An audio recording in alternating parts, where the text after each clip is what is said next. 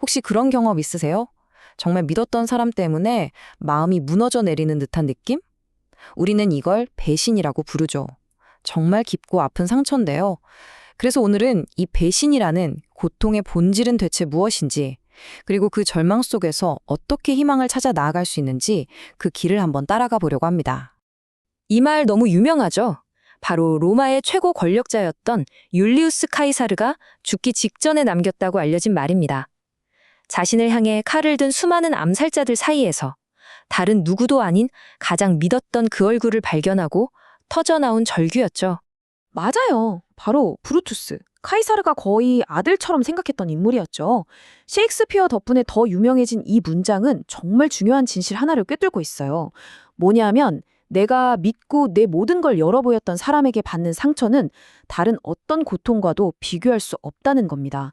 그 아픔은 정말 독보적이죠.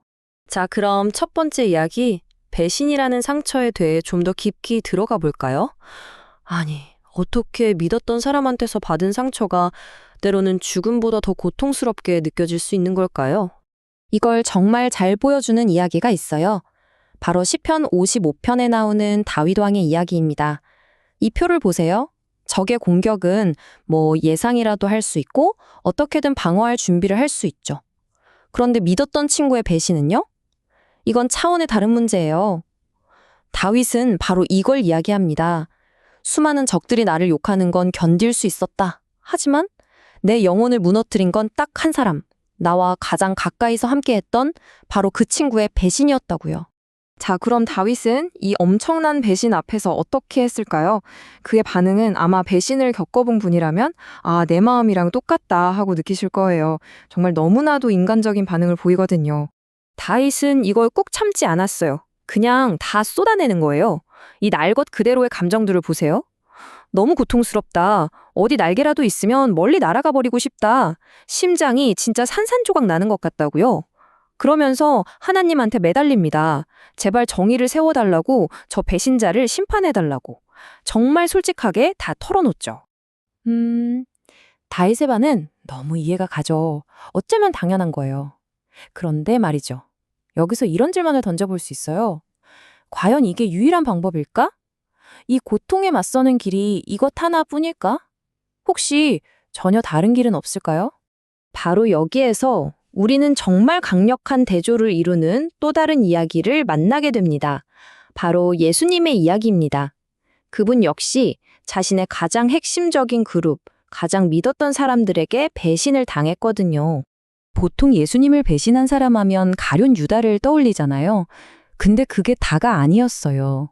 자료에 따르면 예수님의 수제자였던 베드로, 정말 핵심 측근이었던 그 베드로마저도 예수님을 모른다고, 그것도 저주까지 하면서 3번씩이나 부인했다는 거죠.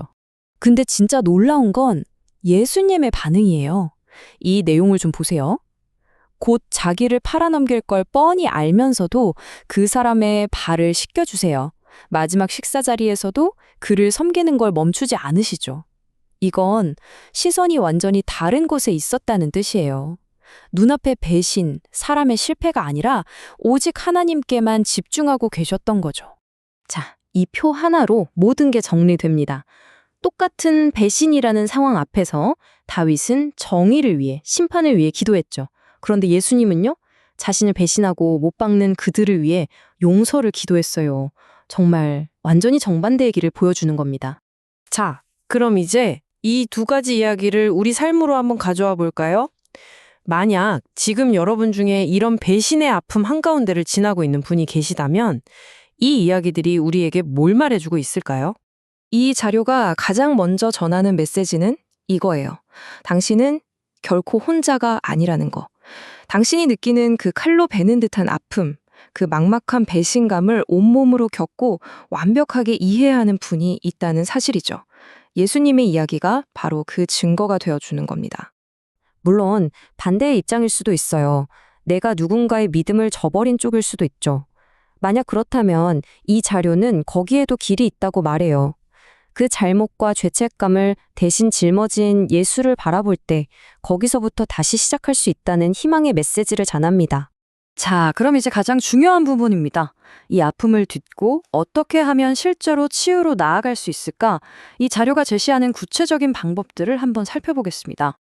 핵심은 딱 3가지 단계로 정리해 볼 수 있어요. 첫째, 내 고통을 쏟아내기. 둘째, 내 편을 찾기. 그리고 마지막, 시선을 옮기기. 자, 하나씩 볼까요? 첫 단계는 괜찮을 척 하지 않는 거예요. 다윗을 생각해 보세요. 그는 자신의 감정을 솔직하게 다 털어놨잖아요. 그 아픔, 분노, 억울함, 이걸 정직하게 인정하고 밖으로 꺼내놓는 것. 바로 거기서부터 치유가 시작된다는 겁니다. 그리고 2번째 단계는 이 혼자라는 느낌에서 빠져나오는 거예요. 배신당하면 정말 세상에 나 혼자 남겨진 것 같거든요. 바로 그때, 아, 이 아픔을 아는 분이 있구나. 내 편이 있구나. 이걸 깨닫는 게 정말 중요해요. 예수님의 이야기가 바로 그 든든한 내 편이 되어주는 거죠. 자, 이제 마지막 3번째 단계입니다. 이건 의식적인 선택이 좀 필요해요. 나를 아프게 한 사람, 그리고 그 상처에만 계속 시선을 두는 게 아니라 일부러 시선을 돌리는 연습을 하는 거죠. 어디로요? 변덕스러운 사람이 아니라 결코 변하지 않는 하나님의 신실하심 쪽으로요. 배신을 당하면 모든 게 끝났다고 생각하기 쉽죠? 관계도 신뢰도 전부요. 하지만 오늘 우리가 살펴본 것처럼 어쩌면 다른 길이 있을지도 모릅니다. 만약 그 잿더미 같은 고통 속에서 용서라는 아주 작은 가능성을 발견할 수 있다면 그게 혹시 모든 것을 새로 시작할 수 있는 진짜 출발점이 되는 건 아닐까요? 한번 깊이 생각해 볼 문제입니다.